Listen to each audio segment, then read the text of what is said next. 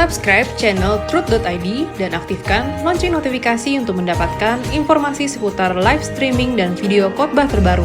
Posisi tombol subscribe berada di kanan atas channel kami dan jangan lupa nyalakan loncengnya. Shalom Bapak Ibu yang terkasih di dalam Tuhan. Kita berjumpa kembali dalam ibadah tengah minggu GSKI Rehoboth Kelapa Gading. Mari saya mengajak kita semua saat ini arahkan hati pikiran kita kepada Tuhan untuk sama-sama masuk dalam hadirat Tuhan dalam penyembahan.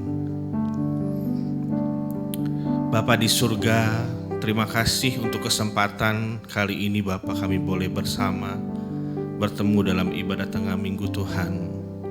Kami percaya ada berkat yang baru yang Engkau sediakan bagi setiap kami melalui kebenaran firman-Mu yang sebentar akan diberitakan Bapa. Taruh perkataan-Mu Tuhan, isi hati-Mu kepada hamba-Mu yang akan memberitakan firman Bapa.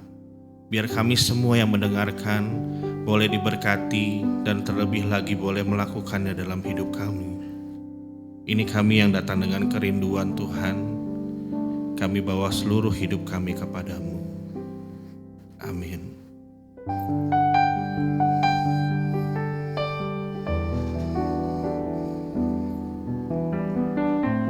Hadirlah di tengah kami Tuhan pada kesempatan ini.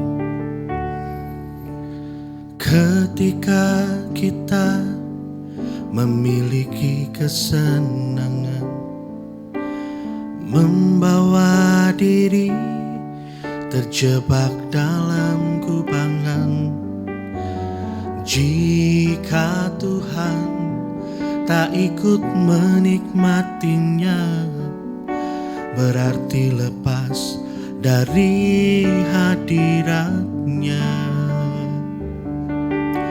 Harusnya kita selalu berjaga-jaga, karena kita dalam medan peperangan.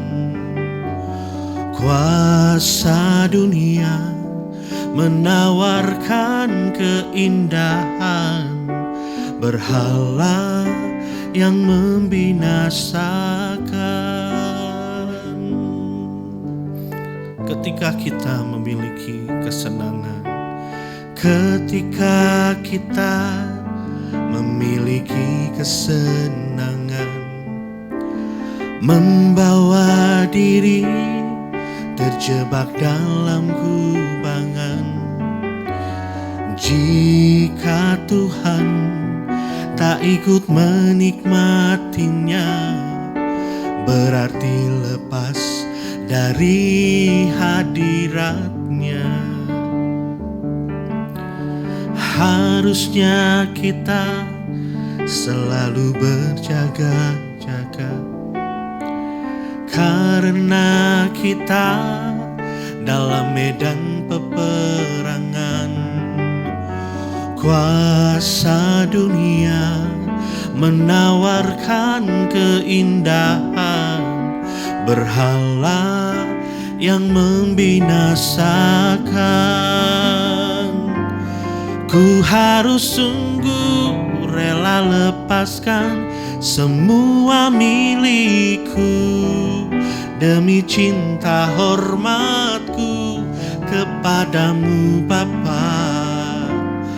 Hanya Engkau kebutuhanku dan kesukaanku, harta abadi di kerajaanmu. Ku harus sungguh rela lepaskan semua milikku demi cinta hormatku kepadamu Bapa.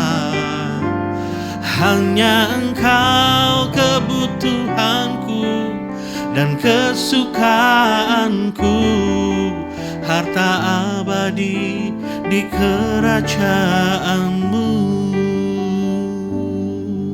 Dengan sungguh kembali kita katakan bersama, ketika kita memiliki kesenangan, membawa diri terjebak dalam kubangan.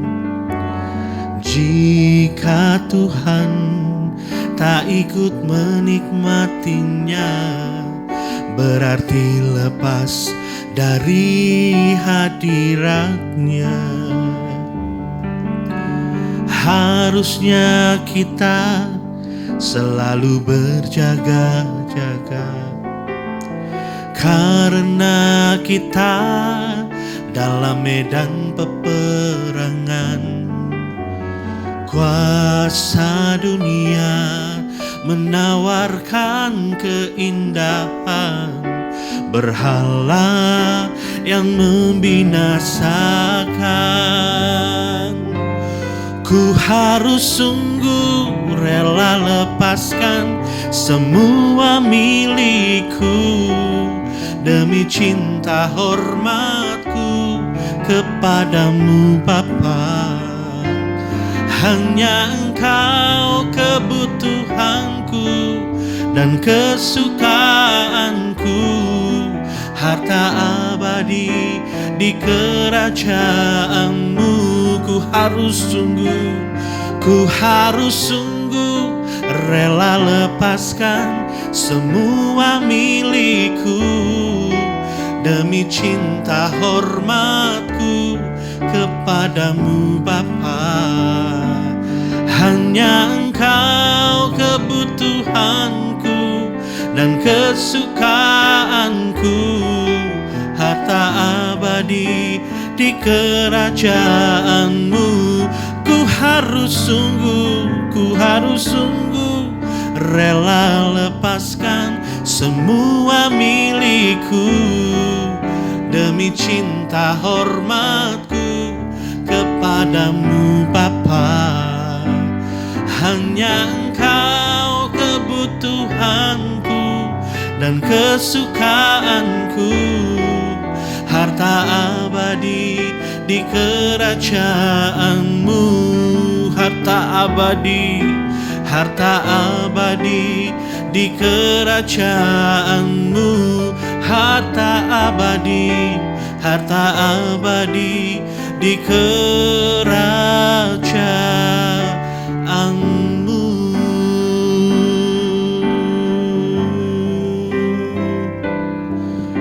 Haleluya.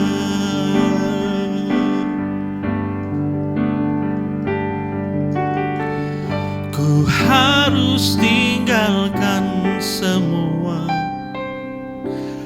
beban dan dosa-dosaku.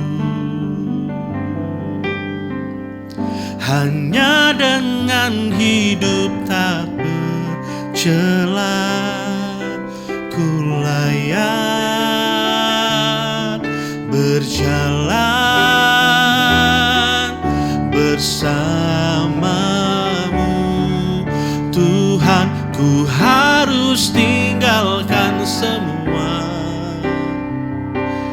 beban dan dosa-dosaku. Hanya dengan hidup tak bercela ku layak berjalan bersamamu Tuhan. Ku harus tinggalkan semua beban dan dosa-dosaku. Hanya dengan hidup tak bercela ku layak berjalan bersamamu Tuhan. Ku harus tinggalkan semua beban dan dosa-dosaku. Hanya dengan hidup tak bercela ku layak berjalan bersamamu Tuhan, bersamamu Tuhan, bersamamu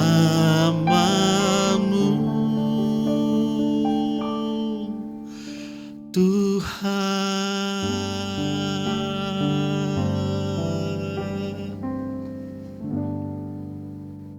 Shalom Bapak Ibu Saudaraku sekalian, kembali lagi di Ibadah Tengah Minggu di channel Truth ID.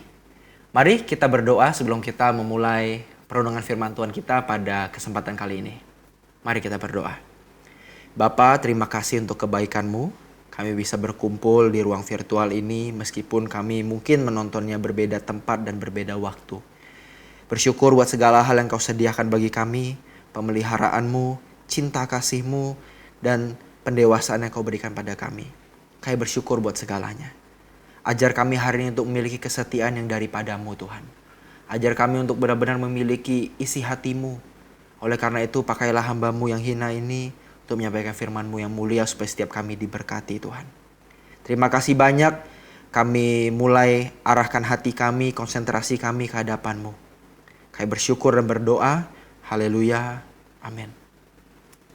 Bapak Ibu Saudaraku sekalian, kali ini kita akan merenungkan satu kebenaran firman Tuhan yang berjudul Harga Sebuah Kesetiaan. Harga sebuah kesetiaan. Bapak Ibu Saudaraku sekalian, kesetiaan itu tidak terbatas hanya pada relasi sepasang kekasih ya. Bagaimana sepasang kekasih itu memelihara hubungannya agar tidak ada pihak ketiga atau keempat dan yang lain.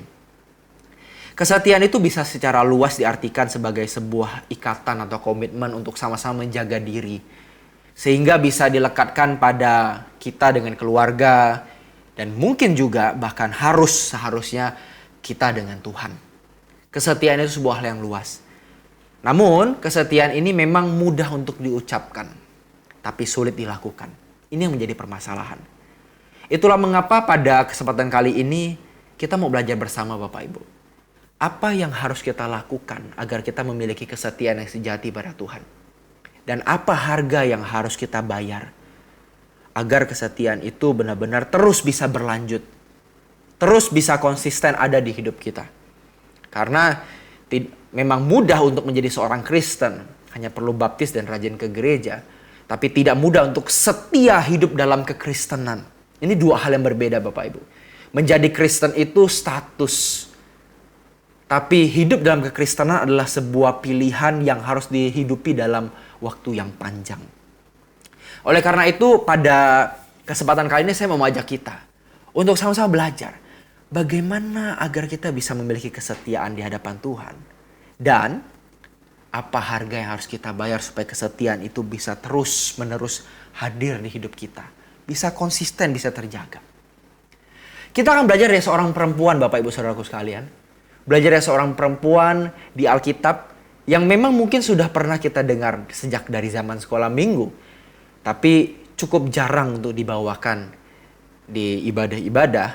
Karena mungkin ini sebuah kitab yang cukup kecil ya. Di antara kitab-kitab lain yang begitu panjang besar. Dan dia letaknya di perjanjian lama gitu. Jadi tidak terlalu terkenal gitu ya. Meskipun memang di sekolah minggu kita udah sering mendengar. Kita akan belajar dari seorang Rut Bapak Ibu. Dalam kesetiaannya pada Naomi sebagai mertuanya. Kita akan belajar bagaimana sikap hati Rut. Bagaimana kehidupan Rut bisa menjadi inspirasi buat hubungan kita dengan Tuhan. Kita akan belajar bersama. Oleh karena itu pada kesempatan kali ini saya akan mengambil beberapa ayat yang saya bagi dalam dua bagian. Yang pertama, Rut pasal 1 ayat 15 sampai 18. Rut pasal 1 ayat 15 sampai 18. Kita akan gali dan nanti kita akan temukan kebenaran yang bisa kita aplikasikan pada diri kita dan kehidupan kita. Yang bagian kedua adalah kita akan melihat Rut pasal 1 ayat 19 sampai 22. Kita akan mencoba mencari satu hal yang menjadi poin di situ. Satu kebenaran yang bisa kita temukan dan kita bisa terapkan di hidup kita. Oleh karena itu saya undang kita untuk membuka Alkitab masing-masing. Atau Bapak Ibu bisa melihat di layar masing-masing ayat yang dimunculkan. Mari kita sama-sama membaca dari bagian pertama terlebih dahulu dan habis itu kita ulas. Baru kita berangkat ke bagian kedua. Rut pasal 1 ayat 15 sampai 18. Berkatalah Naomi, telah pulang iparmu kepada bangsanya dan kepada para allahnya. Pulanglah mengikuti iparmu itu. Tetapi kata Rut, janganlah desak aku mengikuti engkau. Maaf, maksudnya janganlah desak aku meninggalkan engkau dan pulang dengan tidak mengikuti engkau. Sebab kemana engkau pergi, ke situ jugalah aku pergi. Dan di mana engkau bermalam, di situ jugalah aku bermalam. Bangsamu lah bangsaku, Allahmu lah Allahku. Di mana engkau mati, aku pun mati di sana. Dan di sanalah aku dikuburkan. Beginilah kiranya Tuhan menghukum aku. Bahkan lebih lagi daripada itu, jikalau sesuatu apapun memisahkan aku dari engkau, selain daripada maut. Ketika Naomi melihat bahwa Rut bersikeras untuk ikut bersama-sama dengan dia, berhentilah ia berkata-kata kepadanya. Bapak Ibu Saudaraku sekalian, ayat ini atau bagian pertama ini mencerminkan bagaimana kesetiaan Rut pada mertuanya, pada Naomi mertuanya. Sedikit latar belakang yang perlu kita ketahui tentang keluarga ini Bapak Ibu. Kalau kita baca dari ayat pertama, kita akan menemukan cerita ini dimulai dengan sebuah keluarga dengan isi 4 orang. Yaitu ada suami istri dan 2 anak laki-laki. Suami istri itu adalah Elimelek dan Naomi. Mereka punya 2 anak laki-laki, yaitu Mahlon dan Kilion. Pada masa itu Bapak Ibu, pada masa hakim-hakim, mereka hidup di masa hakim-hakim. Ya, kalau Bapak Ibu pernah baca kitab hakim-hakim, di antara masa itulah mereka hidup. Mereka mengalami sebuah bencana yang namanya kelaparan. Bencana kelaparan. Dalam teknologi agrikultur dan teknologi pangan yang masih sangat lemah hari itu, bencana kelaparan adalah sebuah hal yang sangat berbahaya, sangat mematikan, dan tidak kalah menakutkan dengan wabah-wabah atau bencana-bencana lain. Oleh karena itu tidak heran, mereka akhirnya berpikir untuk mencoba mencari hidup di luar tanah yang Allah berikan pada mereka, di luar tanah Kanaan. Mereka tinggal di Bethlehem Bapak Ibu Saudara sekalian. Mereka berpikir untuk pindah ke tanah Moab karena di situ katanya ada makanan. Tidak ada bencana kelaparan di situ. Hanya saja yang menjadi masalah begini Bapak Ibu. Pikiran orang hari itu, pikiran orang Timur Tengah kuno hari itu, di setiap wilayah itu ada Allahnya masing-masing. Kalau pindah wilayah berarti pindah Allah. Atau paling tidak lebih halusnya ya, meskipun tidak pindah Allah, pindah wilayah berarti kita juga harus menghormati atau kita menggantungkan hidup kita pada Allah di situ. Gitu. Nah, ini jadi masalah tersendiri. Kenapa? Karena bangsa Israel itu diajar Tuhan untuk tetap ada di tanah yang Tuhan janjikan. Untuk beranak cucu di situ dan melestarikan tanah tersebut. Sehingga keluar dari tanah itu berarti keluar dari kehendak Allah. Keluar dari tuntunan Yahweh. Yang adalah Allah Israel hari itu. Nah ini jadi masalah. Mereka akan dianggap sebagai orang berdosa. Orang menyimpang. Kok kamu keluar dari tanah ini? Kan ini tanah yang dijanjikan Tuhan. Tuhan udah janjiin, kamu malah pergi keluar. Tuhan udah kasih, kamu malah pergi keluar. Bila ada bencana, kamu selamatin diri sendiri. Selamatin dirinya, mending kalau ke misalnya daerah tetangga yang masih pro dengan Israel. Ini ke Moab. Moab itu satu bangsa yang punya masalah sama Israel. Karena waktu mereka keluar dari tanah Mesir, orang Israel, bangsa Moab ini nggak mau kasih jalan buat orang Israel. Jadi sejak hari itu ada permusuhan. Semacam ada perang dingin antara orang Moab dan orang Israel. Nah, dalam ketegangan ini, mereka akhirnya tetap putusin buat pindah ke Moab. Ya udahlah, bodo amat lah. Mau dikatain apa, bodo amat. Yang penting hidup keluarga kita. Mereka pindah. Nah, ketika mereka pindah, ternyata bukan hanya dapat makanan. 2 anak mereka, Mahlon dan Kilion ini, dapat jodoh juga. Nah, ini sekali mendayung 2 pulau terlampaui ya. Dapat jodoh juga. Perempuan Moab di situ. Ya, perempuan Moab. Nah, mereka menikahlah. Namun tidak lama berselang, ternyata Elimelek, Mahlon, dan Kilion, 3-tiganya laki-laki di keluarga itu, 3 kepala keluarga itu, sama-sama meninggal. Nah ini masalah nih. Sama-sama meninggal.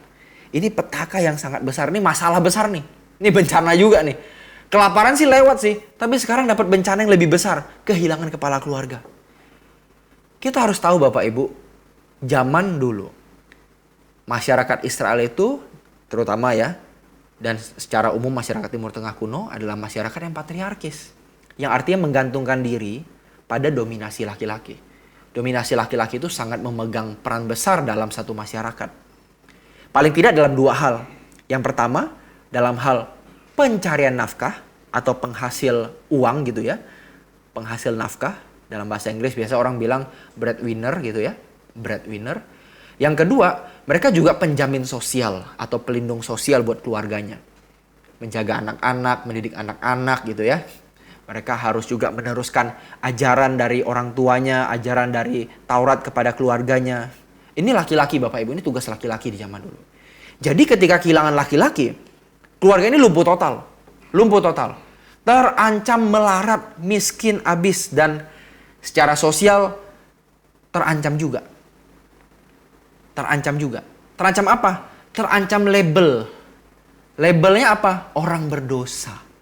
Karena tiba-tiba di keluarga itu semua kepala keluarganya meninggal. Semua kepala keluarga meninggal. Dan pikiran orang hari itu, kalau sampai kepala keluarga meninggal semuanya dalam waktu yang bersamaan, sehingga akhirnya keluarga itu melarat dan akhirnya jadi malang kehidupannya, itu berarti ada hukuman Tuhan di situ. Orang zaman dulu berpikir begitu. Kalau ada musibah yang tidak biasa menimpa hidup seseorang, nah ini dihukum Tuhan nih. Ada dosa apa dia ya? Ternyata pikiran ini juga sering kita dengar sampai hari ini Bapak Ibu. Masih sering ada sampai hari ini. Kita nggak jarang mendengar kalau misalnya ada satu peristiwa yang misalnya tidak biasa menimpa hidup seseorang ya. Musibah atau bencana yang nggak biasa. Orang akan bertanya, dia ada dosa apa ya? Kok sampai begitu ya? Ada salah apa ya? Saya sering mendengar hal itu. Bencana, musibah dikaitkan dengan dosa. Nah ini saya rasa kita harus bertobat Bapak Ibu. Karena tidak semua musibah atau bencana itu berasal dari dosa. Ketika kita melabel seseorang, wah dia dosa nih, dia punya sesuatu yang dia belum benerin dari sama Tuhan. Dia dihukum Tuhan. Nah ini bahaya Bapak Ibu. Kita bisa buat orang jadi akhirnya merasa kacau imannya. Merasa sedih, merasa tergoncang. Apa salahnya dia? Apa salahku Tuhan?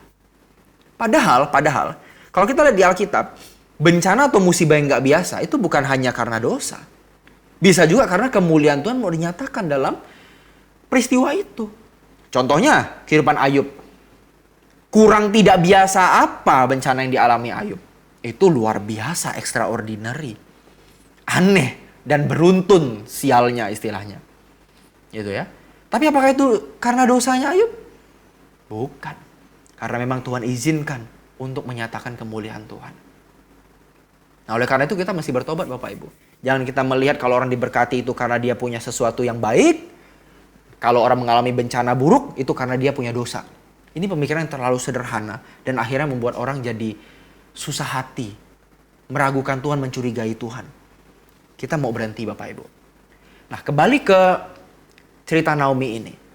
Kita bisa melihat bagaimana akhirnya mereka menghadapi bukan hanya ancaman secara finansial. Tapi juga ancaman sosial. Ancaman secara agama juga. Mereka akan dicap sebagai orang berdosa. Mereka akan dianggap sebagai orang yang, ya ada salah apa sih kamu ya? Kok bisa begitu ya? Mereka kan dipandang seperti itu Bapak Ibu Saudaraku sekalian. Nah dalam ketegangan seperti inilah Naomi akhirnya bilang ke dua menantunya yang tersisa. Orpa, Ruth, pulanglah. Kamu cari suami yang baru. Kamu bikin keluarga yang baru. Jangan di sini lagi. Kenapa? Kamu mesti punya hidup. Hidup kamu masih panjang, kamu masih muda. Dengan kata lain, Naomi membubarkan keluarganya Bapak Ibu Saudara sekalian. Membubarkan keluarga. Kalau zaman sekarang kan kita cuma bubarin grup WhatsApp ya Bapak Ibu ya. Nah ini lebih ekstrim. Membubarkan keluarga bukan cuma grup WhatsApp. Dia bubarin keluarga dia, udah pulang lah. Pulang. Nah si Orpa ini pulang. Pulang. Tapi si Ruth gak pulang. Dia bilang, aku tetap ikut dengan engkau. Bahkan di kalimat yang ekstrim ya kalau kita baca. Jangan desak aku meninggalkan engkau dan pulang dengan tidak mengikuti engkau. Kemana engkau pergi, di situ juga aku pergi. Di mana engkau bermalam, di situ juga aku bermalam. Bangsamu lah bangsaku, Allahmu lah Allahku. Di mana engkau mati, aku pun mati di sana. Dan di sana aku dikuburkan. Beginilah kiranya Tuhan menghukum aku. Bahkan lebih daripada itu. Kalau ada sesuatu yang memisahkan aku dari engkau selain dari maut. Ini udah kayak suami istri Bapak Ibu. Hanya bisa dipisahkan oleh maut, kata si Rut. Di sini kita bisa melihat kesetiaan Rut. Tapi kita menarik Bapak Ibu ya. Kita tertarik dengan satu hal. Apa yang bikin Rut tuh bisa setia seperti ini? Kemungkinan besar Bapak Ibu ya. Kalau menantu perempuan sama mertua perempuan bisa segini setianya. Itu pasti karena dua-duanya sama-sama baik. Sama-sama saling sayang. Sehingga akhirnya mereka tuh melekat. Nempel. Nah ini kuncinya. Kalimat yang Rut katakan. Jangan desak aku pulang. Di mana engkau mati aku mati. Bangsamu bangsaku. Allahmu Allahku. Nggak ada yang bisa pisahin kita selain daripada maut. Ini kalimat yang menggambarkan kemelekatan. Menggambarkan kemelekatan mereka. Udah saking nempelnya. Udah cocok istilahnya begitu. Udah cocok banget. Akhirnya Rut bisa menunjukkan kesetiaannya pada Naomi. Bisa menunjukkan kesetiaannya pada Naomi. Nah ini yang menarik. Ternyata kesetiaan itu berhubungan dengan kemelekatan. Kemelekatan. Dengan kata lain, dengan siapa atau sesuatu yang hati kita melekat padanya, disitulah kita bisa setia. Saya ulangi, dengan sesuatu atau seseorang yang dengannya hati kita melekat, maka dengannya pula kita bisa setia. Jadi kalau mau setia, kuncinya apa? Punya hati yang melekat, punya hati yang nempel. Kalau kita hubungkan dengan relasi kita sama Tuhan, hubungan kita sama Tuhan, gimana caranya setia sama Tuhan? Gimana sih Pak supaya kita nggak jatuh dalam dosa terus menerus? Supaya kita nggak jatuh bangun gitu ya. Nggak tomat. Tobat, kumat, tobat, kumat, tomat. Gimana sih caranya biar bisa setia sama Tuhan? Kuncinya adalah setia. Itu melekat. Setia itu melekat. Kuncinya adalah kemelekatan Bapak Ibu Saudaraku sekalian. Kemelekatan. Semakin kita melekat dengan Tuhan hatinya dan pikiran kita, maka akan semakin setia kita sama Tuhan. Kita akan makin bisa memilih Tuhan ketimbang dosa. Memilih Tuhan ketimbang kesenangan. Memilih Tuhan ketimbang hal-hal yang tidak Tuhan kehendaki. Kita bisa pilih. Tapi kalau hati Bapak Ibu dan saya tidak melekat pada Tuhan, tidak akan ada yang namanya kesetiaan. Nggak bisa. Kesetiaan itu berbanding lurus dengan kemelekatan kita. Makin kita melekat dengan sesuatu atau seseorang, makin kita setia dengan hal tersebut. Itu udah hukum alam Bapak Ibu. Udah pasti itu. Udah pasti begitu. Nah, masalahnya dengan apa kita selama ini melekat Bapak Ibu? Dengan apa kita melekat? Bagaimana porsi pikiran kita? Porsi hati kita? Dengan apa hati dan pikiran kita itu melekat? Banyak kan pikiran hati kita dan lebih melekat pada masalah kan? Lebih melekat pada pergumulan pribadi yang kita pikirin terus.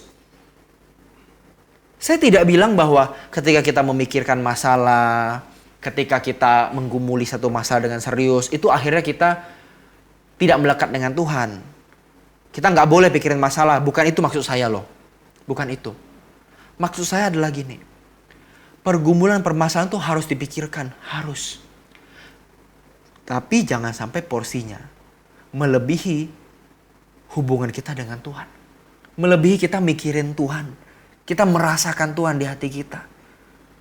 Jangan sampai masalah mengambil porsi lebih besar ketimbang persekutuan kita dengan Tuhan. Ini jadi masalah. Kalau akhirnya pikiran kita masalah terus, kita pikirin terus. Percaya gak Bapak Ibu?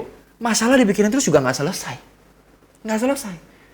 Pikirkanlah secukupnya, serealistis mungkin, ya, sekonkret mungkin. Apa jalan keluar yang perlu, apa yang mesti saya lakuin supaya saya bisa selesai dari masalah ini. Pikirkan dengan logis, dengan rasional, secukupnya. Jangan mikir yang terlalu jauh. Yang anak muda sekarang bilang overthinking. Wah nanti kalau tetangga saya begini gimana ya? Kalau saya begini terus tetangga saya begini gimana ya? Akhirnya dia bukan hanya memikirkan solusi atas masalahnya, tapi dia mikirin sesuatu yang gak akan terjadi dari masalah itu. Overthinking. Kelebihan, over. Berpikirnya terlalu lebih jauh. Padahal yang dibutuhkan adalah bagaimana berpikir solusinya untuk menyelesaikan masalah ini. Dan setelah memikirkan solusinya, jalani dengan tanggung jawab. Pasti selesai kok. Kalaupun nggak selesai dalam waktu singkat, pasti pelan-pelan selesai. Nggak perlu sampai dipikirin, sampai stres, sampai akhir overthinking, susah makan, susah tidur, nggak ke gereja, nggak pelayanan. Bahkan sampai menteror Tuhan. Tuhan, kalau ini nggak selesai, aku nggak tenang ke gereja, Tuhan. Kesannya kayak baik sih. Tuhan, kalau aku nggak selesai, aku nggak bisa ke gereja dan tenang nih. Seakan-akan mau cari Tuhan. Tapi sebenarnya tersirat, Tuhan selesain nggak? Kalau nggak selesai, aku nggak ke gereja nih. Teror Tuhan, nodong Tuhan. Loh, ini yang Tuhan siapa, yang hamba siapa loh? Kadang-kadang kita begitu kan. Nah, ini akibat dari kita mikirin terlalu jauh masalahnya. Yuk Bapak Ibu Saudaraku sekalian. Saya yakin kita semua tidak ada yang bebas masalah. Semua pasti punya masalah. Tapi Bapak Ibu, kalau kita mau melekat dengan Tuhan, jadikan masalah itu sebagai satu batu loncatan saja. Batu loncatan. Bukan batu tempat tinggal gitu ya. Bukan jadi tempat tinggal permanen kita. Batu loncatan itu. Batu loncatan itu apa? Untuk bisa mencari Tuhan. Bisa melekat pada Tuhan. Misalnya kita ngalamin masalah apa? Utang misalnya. Oke, utang. Kenapa bisa utang? Oh, karena pengelolaan keuangan gak baik. Punya banyak keinginan. Sehingga gak bisa ngendaliin keinginan. Akhirnya terjerat misalnya pinjol gitu ya. Pinjaman online misalnya. Kok bisa gitu? Ya udah, oke, kita selesain. Pikirin bahwa kita mau selesain keinginan kita. Kita gak mau lagi ngulang. Gak mau lagi ngulang masalah itu. Tapi ke depan dari masalah ini aku mau bertobat. Aku mau cari Tuhan. Aku mau kelola uang dengan benar. Perkecil keinginanku. Jangan beli barang yang gak penting, gak butuh. Apalagi buat pamer, gak usah. Gak usah. Udah benar-benar yang dibutuhkan aja. Nah, ini masalah jadi batu loncatan Bapak Ibu. Dia dapat masalah, tapi setelah itu dia dapat mencari Tuhan. Dia bisa mencari Tuhan dari masalahnya tersebut. Dia akhirnya bertobat, dia akhirnya cari Tuhan. Tuhan, aku minta maaf, aku mau kelola uang dengan lebih baik. Misalkan begitu. Aku mau melekat dengan Engkau Tuhan. Dulu keinginanku kulekatkan pada dunia. Pada barang-barang yang memberi aku mungkin gengsi ya di sekitar aku. Di sekitar saya. Ini barang ini memberi saya gengsi nih. Naik nih status sosial saya. Tapi sekarang saya gak mau itu. Saya lekatkan hati saya pada Engkau Tuhan. Saya bikin jam doa. Saya bikin jam baca Alkitab. Saya taruh hati saya ketika saya ke gereja benar-benar bawa ke Tuhan. Orang tuh bisa loh Bapak Ibu. Maaf ya. Bagian tempat duduknya ya, bagian bokongnya itu melekat di kursi, tapi pikirannya itu terbang kemana-mana. Orang bisa bokongnya melekat di kursi gereja, tapi pikirannya terbang kemana-mana. Melekatnya bukan di kursi gereja, tapi di mana-mana. Orang bisa dengerin misalnya YouTube begini Bapak Ibu ya, bisa dengerin firman begini, matanya sih nempel ke kamera, matanya melekat, tapi pikiran hatinya nggak melekat, terbang kemana-mana. Lihat notif WA, lihat notif IG gitu kan ya. Ada distraction, ada pengalihan gitu ya. Ada yang lebih menarik, nah dia buka itu. Ini bukti kita sulit melekat pada Tuhan, gak gampang Bapak Ibu. Kemelekatan dengan Tuhan itu harus diusahakan dengan sengaja. Baru bisa ada kesetiaan. Jadi Bapak Ibu, saudaraku sekalian terkasih. Kalau kita gak melekat sama Tuhan, gak sengaja lekatin hati kita sama Tuhan. Ya. Kita sengaja benar-benar kalau misalnya jam ibadah nih ya. Kita ibadah benar-benar cari Tuhan. Kita lekatin. Sampai kapanpun kita gak akan bisa setia. Gak akan bisa melekat kalau kita gak benar-benar arahin. Jadi masih benar-benar diarahin terus. Sama kayak berdoa. Doa pagi, doa malam. Kalau kita gak paksa diri. Kita gak bawa hati kita ke hadapan Tuhan. Gak melekat kita. Gak nempel. Gak setia kita akhirnya. Nah itu mesti sengaja, mesti ditempelin. Sama lah kayak orang pacaran Bapak Ibu. Bapak Ibu yang udah menikah atau mungkin saudara-saudara yang lagi berpacaran sekarang ya. Pasti tahu lah. Gimana sih caranya biar melekat sama pacar, biar setia sama pacar? Ya dimulai dari hal yang simple, bukan hal yang sulit. Simple. Mulai dari apa? Good morning sayang. Misalnya gitu ya. Good morning. Ya kan? Agak siangan dikit. Selamat siang. Udah makan belum? Gitu kan? Agak sorean udah mau mulai pulang jam kerja atau pulang jam sekolah gitu ya. Gimana? Kamu ada yang jemput nggak? Mulai hal kecil gitu. Tujuannya apa? Supaya bisa dapat momen terus. Momen diskusi, momen ngobrol, momen bisa berduaan. Dengan berduaan itu, akhirnya makin kuat itu kemelekatannya. Hatinya makin nempel. Makin nempel. Akhirnya bisa setia. Nggak heran kalau ya, anak-anak muda zaman sekarang itu bisa seperti pakai kacamata kuda kalau ngeliat pasangannya. Mau yang lain lebih cantik, lebih ganteng, lebih kaya, deketin dia bisa tutup mata. Dia tetap setia sama pasangannya. Kenapa bisa gitu? Karena udah nempel. Bukan karena jampi-jampi atau pelet. Memang gara-gara udah nempel. Nempelnya dari mana? Dari hal-hal kecil. Good morning, selamat siang, sore, pulang sama siapa, jalan yuk, nonton yuk, makan yuk. Dia tabung dari hal-hal kecil. Tabung, tempel, akhirnya kemelekatannya tuh ekstrim. Makanya bisa setia.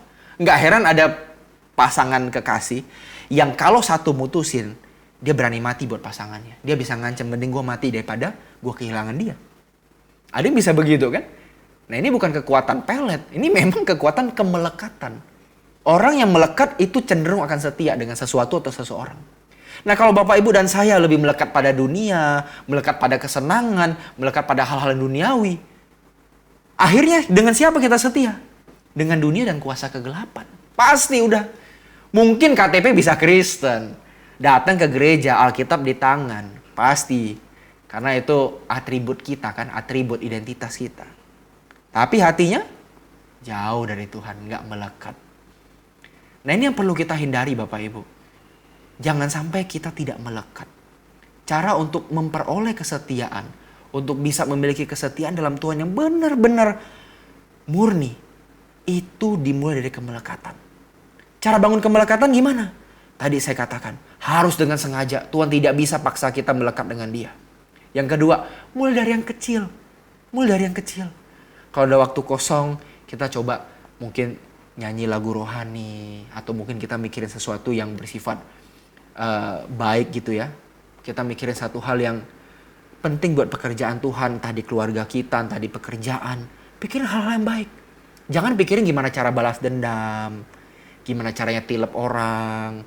Gimana caranya buat nyusahin orang. Gimana caranya buat ngangkat gengsi kita. Ngangkat pribadi kita. Jangan. Yuk kita pikirkan semua yang mulia. Semua yang bisa berkenan di mata Tuhan lah. Dimulai dari hal kecil itu aja. Gak usah sampai, saya berpikir untuk penginjilan ke daerah-daerah. Gak perlu Bapak Ibu. Mulai dari yang sederhana. Dari yang paling kecil. Dari yang paling kecil. Apa yang bisa aku lakukan untuk pekerjaan Tuhan? Apa yang mau aku lakukan habis ini? Merenungkan firman? Mau doa? Mau lihat konten sosial media apa? Itu mesti dipikirin. Supaya kita benar-benar bisa melekat sama Tuhan. Mesti diprogram. Dan akhirnya kita bisa benar-benar punya kemelekatan yang benar dengan Tuhan. Dengan kemelekatan itulah kita akan setia. Jadi yang kita dapetin dari Rut pertama kali ini Bapak Ibu. Yang kita peroleh dari Rut ini. Dia punya kemelekatan dengan mertuanya. Makanya bisa setia. Untuk bisa setia dengan Tuhan, apakah Bapak Ibu dan saya punya kemelekatan dengan Tuhan? Mulai dari hal kecil. Dari perasaan kita apakah terpaut dengan Tuhan? Apakah pikiran kita adalah pikiran Tuhan? Kalau belum, mari kita usahakan. Lekatkan hatimu dengan hatinya. Lekatkan pikiranmu dengan pikirannya. Banyak cara. Banyak cara. Mulai dari hal yang kecil-kecil. Bangun waktu doa. Bangun waktu untuk belajar firman. Bangun itu. Dan juga jangan lupa. Bangun waktu untuk bersekutu dengan mereka yang susah. Yang terpinggir. Itu juga Tuhan ada di situ Bapak Ibu. Pikirin orang-orang yang susah. Pikirin nasib mereka gimana cara ngangkatnya ya. Orang-orang sekitar kita. Keluarga kita, tetangga kita. Coba pikirin orang-orang yang susah. Di situ kita sebenarnya sedang bangun kemelekatan dengan Tuhan. Kenapa? Karena beban Tuhan tuh pada orang-orang susah Bapak Ibu. Tuhan tuh punya beban buat orang-orang susah. Kalau kita punya beban juga pada orang susah, sebenarnya kita sedang bangun kemelekatan juga dengan Tuhan. Nah oleh karena itu Bapak Ibu, yuk bangun kemelekatan dengan Tuhan. Terakhir Bapak Ibu, tadi kita sudah terjawab bagaimana sih setia dengan Tuhan. Ternyata kesetiaan itu lahir dari kemelekatan. Kalau kita melekat dengan Tuhan, kita setia dengan Tuhan. Sebaliknya, yang menyeramkan, kalau kita melekat dengan dunia, kita setia dengan dunia. Lantas, apa sih harganya? Harga kita setia itu apa sih? Apa sih akan kita korbankan?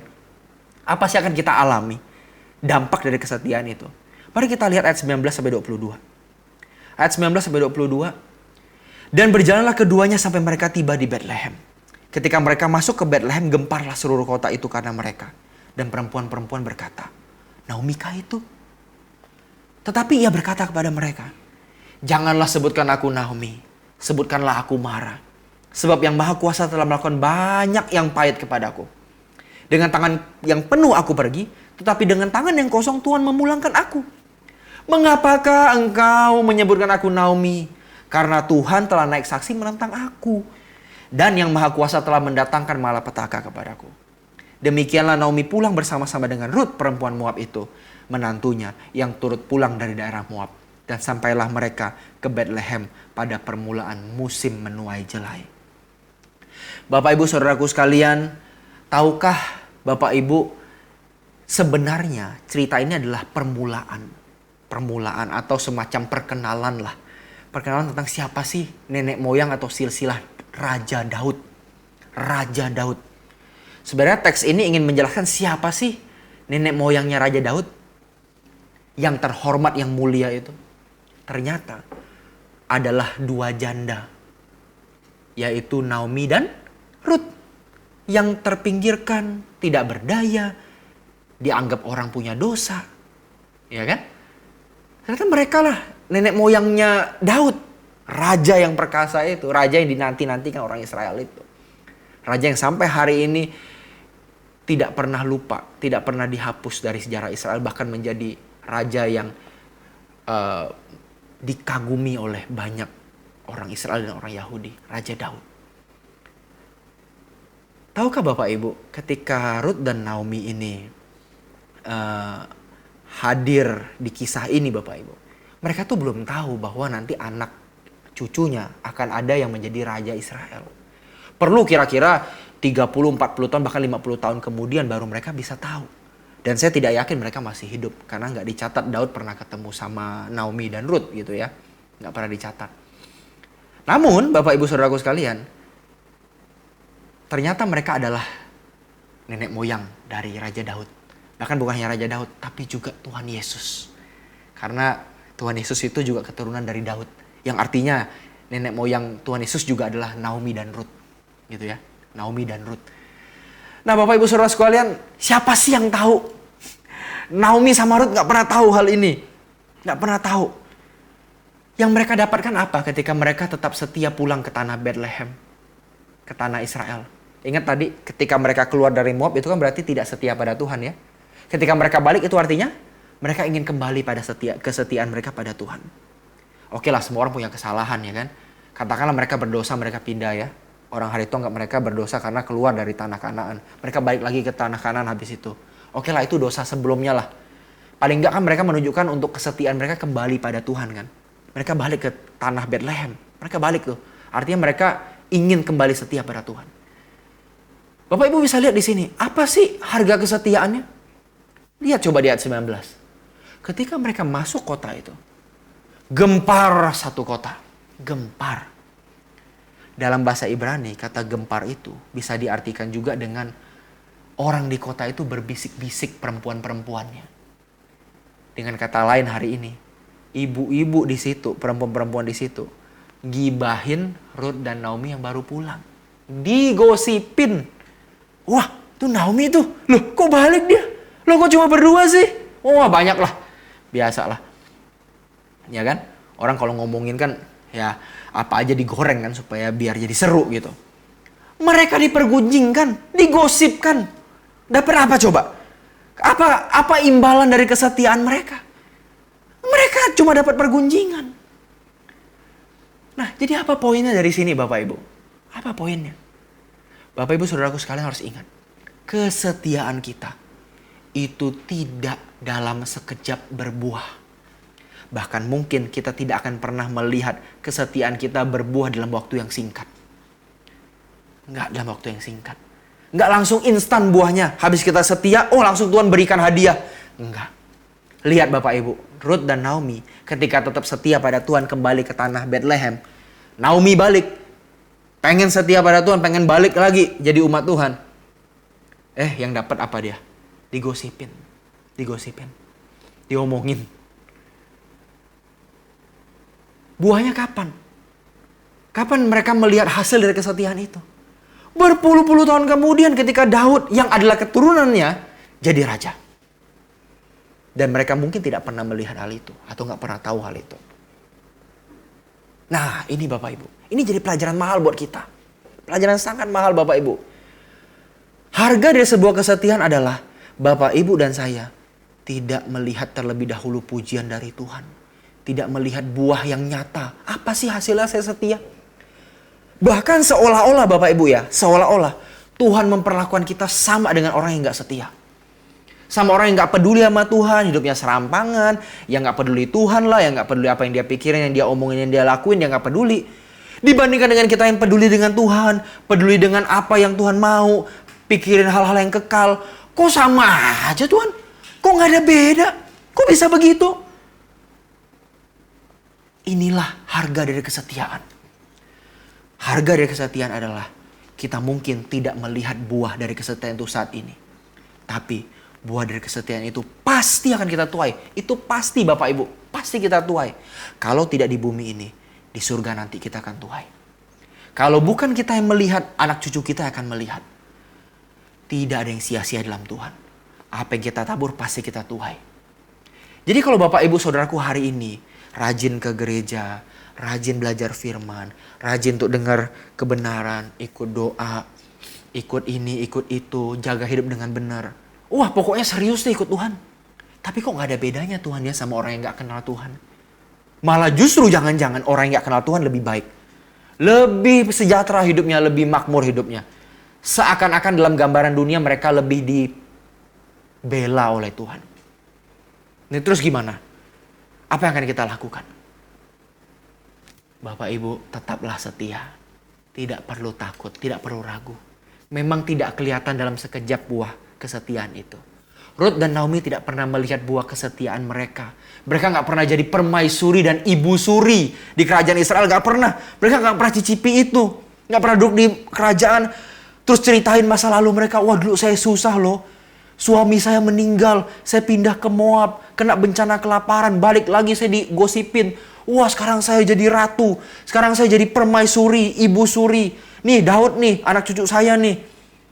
Mereka gak pernah punya kesempatan untuk membanggakan hal itu. Mereka mungkin mati dalam hidup yang biasa. Gak pernah tahu mereka itu akan jadi siapa di masa mendatang. Tapi mereka tetap setia. Bapak Ibu Saudaraku sekalian, hari ini kita dipanggil oleh Tuhan untuk setia. Harga dari kesetiaan mungkin Tuhan tidak kasih tepukan tangan hari ini di bumi ini. Mungkin orang-orang sekitarmu, aktivis, pendetamu, atau mungkin orang sekitarmu yang kamu percaya, yang kita percayai, yang kita harap dia bisa memberikan apresiasi. Mungkin tidak memberi apresiasi. Atau bahkan kita dilupakan. Kita setia, kita buat baik. Tuhan seakan-akan tidak memberkati dengan berlimpah. Kayak seakan-akan Tuhan melupakan apa yang kita lakukan di hadapan Dia. Bapak Ibu Saudaraku sekalian, tidak ada yang Tuhan lupakan. Tuhan tahu apa yang kita lakukan. Dan kesetiaan kita akan berbuah manis suatu hari. Namun yang perlu saya ingatkan, bukan karena hasilnya kita setia. Tapi ingat, karena kita tadi sudah melekat. Kita sudah mencintai Tuhan. Mau ada hasil apa enggak, akhirnya pun juga enggak menjadi penting. Karena aku tahu, yang aku setiai ini, orang yang aku setiai ini, yaitu Tuhan, itu sudah terlebih dahulu setia sama saya. Udah lebih duluan sayang sama saya. Dia udah ngasih semuanya buat saya. Kalau saya bisa ngasih kesetiaan saya, betapa berharganya kesetiaan saya ini. Betapa terhormatnya saya bisa memberi kesetiaan saya pada Tuhan saya. Karena dia sudah lebih dulu memberikan kesetiaannya pada saya. Jadi tidak perlu transaksional Bapak Ibu. Kita kasih apa, kita berharap Tuhan kasih apa. Gak perlu mikir transaksi begitu. Jangan berpikirnya dengan cara berpikir yang transaksional. Seakan-akan bisa ada pertukaran. Gak perlu. Kesetiaan kita itu kita lakukan karena kita melekat pada Tuhan. Namun ini hebatnya Tuhan ya. Meskipun kita mungkin tidak mengharapkan hal itu. Tuhan tahu apa yang kita lakuin. Tuhan tahu. Tuhan gak tinggalkan kita. Tuhan ingat apa yang kita lakukan. Jadi Bapak Ibu tidak perlu khawatir kalau hari ini mungkin kesetiaan Bapak Ibu kelihatannya seperti menjaring angin gitu ya. Kayak sia-sia, kayak gak ada dampaknya. Sia-sia, orang mungkin omongin kita, ngapain kamu begitu? Ah serius amat, terlalu fanatik amat sih, biasa aja lah gitu. Gak usah lah lurus-lurus banget. Gak usah setia-setia banget lah. Kalau pergi ke kantor ya udahlah, agak telat-telat dikit bisa boleh lah gitu ya. Orang kerja rata-rata ya udahlah, kamu gak usah terlalu excellent lah, gak usah terlalu bagus. Ya ikutin aja orang sekitar kamu rata-rata aja. Toh sama kan penghargaan bosnya, toh sama juga kan apresiasinya sama aja. Gak usah lah, gak usah terlalu bagus banget, biasa aja. Kita nggak mau ikut itu Bapak Ibu. Kita mau persembahkan yang terbaik. Kita setia bukan karena orang lain setia. Kita setia karena kita memilih buat setia. Setia sama pekerjaan kita. Setia sama kualitas hidup dan pekerjaan kita. Setia sama Tuhan dalam segala hal. Bukan karena sesuatu yang bisa kita peroleh dalam waktu singkat. Tapi karena sesuatu yang bernilai kekal. Apa itu? Cintanya Tuhan. Tuhan udah kasih ke kita cintanya. Kita sekarang balik mencintai Tuhan dengan kesetiaan. Itu yang bernilai kekal. Yang kita mau tunjukkan dengan kesetiaan kita. Jadi bukannya kita dapat sesuatu dari Tuhan. Bukan kita mau setia karena kita mau dapat sesuatu yang baik. Tapi karena kita sudah mendapat yang baik. Sudah sepantasnya kita memberikan yang terbaik. Dan suatu kehormatan. Bisa setia pada Tuhan. Semoga firman ini menyentuh hati Bapak Ibu Saudaraku sekalian. Untuk terus berjuang dalam kesetiaan pada Tuhan. Dan saya berdoa Bapak Ibu. Kita semakin melekat dengan Tuhan. Bukan melekat karena ada reward. Berkat yang Tuhan janjikan. Atau karena hukuman yang akan Tuhan berikan kalau kita nggak melekat. Tapi karena betul-betul aku tahu. Aku mencintai dia, aku melekat sama dia. Jadi meskipun tidak berbuah singkat kesetiaan kita. Jadi itu pun nggak masalah. Aku tahu ini nggak akan berbuah singkat. Tapi pasti suatu hari akan ada buahnya. Buahnya adalah melihat senyum Tuhan ketika aku pulang ke surga. Itu lebih dari cukup. Amin Bapak Ibu. Mari kita sama-sama berdoa, kita tutup ibadah tengah minggu kita pada kesempatan kali ini. Mari kita berdoa. Tuhan terima kasih untuk kebaikan-Mu. Kami telah belajar mengenai bagaimana kami bisa setia. Ajar kami untuk melekat pada hati-Mu Tuhan. Melekat pada diri-Mu sendiri, bukan pada dunia dan kesenangan kami. Tapi melekat pada hati-Mu. Ajar kami Tuhan, supaya kami bisa punya kesetiaan yang benar-benar tulus, yang murni di hadapan Tuhan. Kami masih jauh Tuhan dari apa yang Tuhan mau. Termasuk saya Tuhan masih jauh. Tuhan tolong saya. Tuhan tolong semua pemirsa Truth ID. Supaya semuanya bisa berjalan beriringan. Untuk punya kesetiaan yang tulus dalam Tuhan. Supaya kami suatu hari bisa melihat senyum Tuhan. Senyum kekasih kami yang kami nantikan untuk jumpai suatu hari nanti kalau kami sudah menutup mata di bumi ini Tuhan. Terima kasih banyak buat kebaikan-Mu. Kami bersyukur buat kesempatan kali ini. Kami akan terus setia. Meskipun kami tidak melihat buah kesetiaan itu pada saat ini. Kami bersyukur dan berdoa. Haleluya. Amin. Terima kasih Bapak Ibu. Tuhan berkati. Tetaplah setia.